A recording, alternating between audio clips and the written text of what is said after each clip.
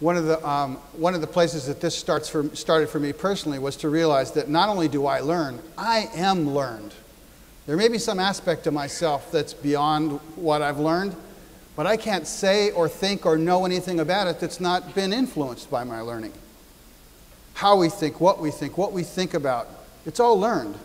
Learning isn't just this utility for acquisition, it's the way that we become more present and extensive in the world from the time we're born.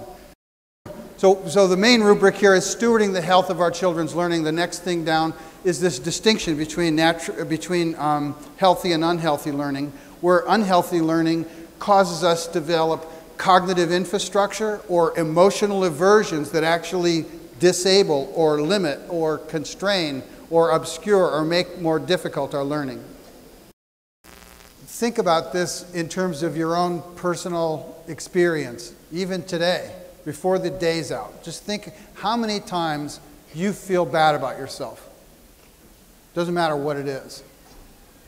Shame, you feel shame. We all do. It's part of our organism. It's part of the way our emotional anatomy functions.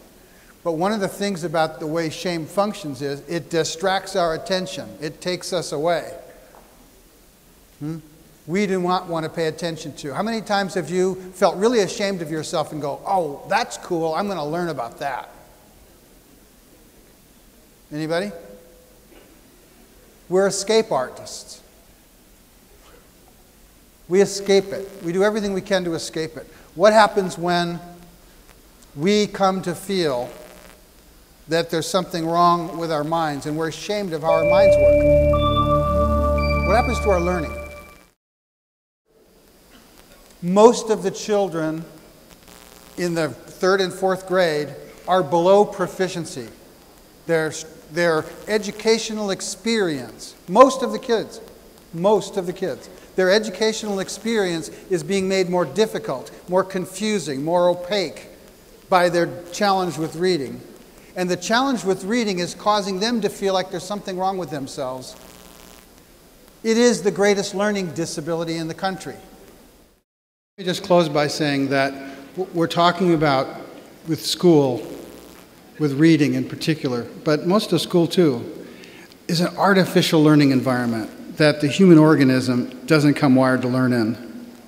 It's artificially confusing, and in the case of reading, requires this incredible high-speed, nuanced assembly that has to happen faster than you can even think about.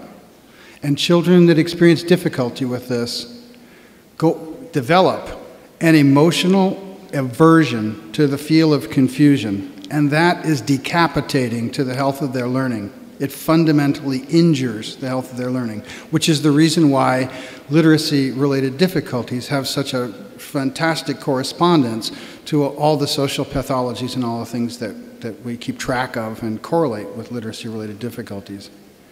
So I say all this to say that to the extent that you've heard the first part of this, that it's all about stewarding the health of our children's learning, that you can't know today how to prepare a child to live for the very reasons that the thing about Shift Happens was showing us. We don't know what the heck the kids need 15 years from now, 20 years from now. What we do know is that how well they can learn, generally, how healthily they can learn, emotionally, cognitively, academically, on the job, in relationship, is the most empowering, enlivening, minimally presumptuous thing that we can possibly do, is to steward that.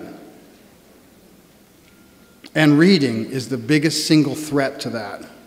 It's not that they don't have other problems that go on for kids that get past that, but for those that don't, it's life-defining. So I leave you with that to think about. I wish you a fantastic year, great success in all of your work to help the children.